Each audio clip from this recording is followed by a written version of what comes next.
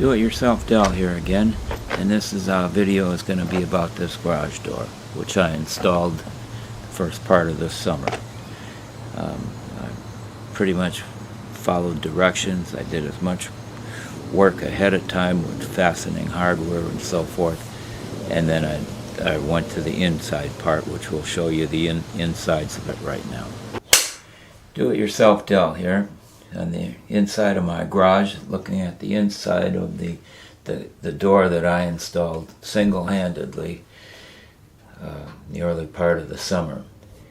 Part of the pre-work was affixing hardware to the panels, and that's these items. These type items had to be done, and this was the first section of the process. We'd set a panel down and then put another one on top of it and affix those together. And I used boards to hold it up, keep it from falling, to keep it in place. And then just went up to the top 4 panels. I suppose this would be a good place to tell you that this part here is not stock, nor is this. But the previous garage door, I had a lot of problems down through the years with it. So were you to look at it in a cutaway view, it would get problems with the opener. If it's stuck in the ice or something had to give and the door gave. So this eliminates that, or should eliminate mostly any possibility of that happening. And the same here with this. There were a lot of problems with the previous garage door, and this is again affixed here, and it shouldn't be any problems. But from previous experience, this is where the problems were. So I highly recommend these two kinds of things. If I had to do this job over, you see above me here the springs, and they also have the kind that just goes over this way. If I had to do this job over again, that's how I would do it, get the newer kind. But I did it according to the way I was most familiar with, and that's these springs. And while we're on it, as a safety, to run cables inside the springs. They're tied down on both ends. If that were that spring to break, these things are kind of silent, and they kind of move a bit, and this cable gonna prevent that from happening, making it much safer.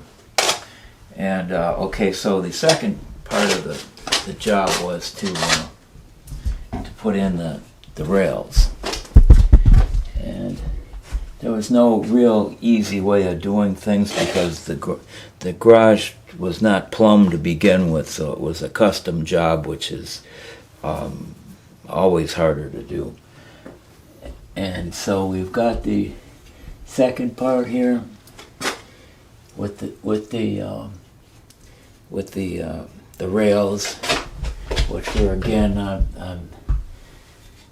I've got this held together with clamps in a couple of places, and I can drill holes later if I'm of such a inclination to do so. But it works, and it took me about, I'd say, maybe 7 to 10 times longer than it would take a professional to come in and do it. And so I just had to work the job out as I went along. I wouldn't recommend this for somebody of limited mechanical ability, or maybe that they tend not to have tools, because it took a few tools to do this, and it was a lot of plan B's and plan C's and plan D's. But bottom line is the door works, and I did it, and it was, I think, a big accomplishment, and it's an immense improvement over the other one. And I saved a lot of money doing it myself, And the place that delivered it were nice enough to deliver it to the back of the house so I could just take it apart and work on it a little at a time and get it ready. And so a lot of things went right, but I did have to give it my full attention. So I hope this gives any of you out there that might be thinking of changing your garage door, and you might see a little bit about what is involved here. Another thing is that the garage door opener has to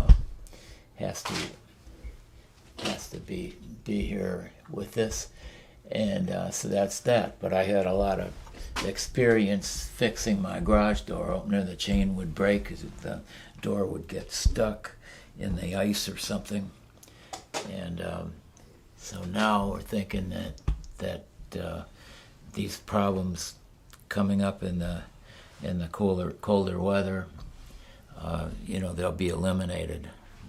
Maybe not totally, but the big part of it is done. And any rate, so that's that. Adios for now.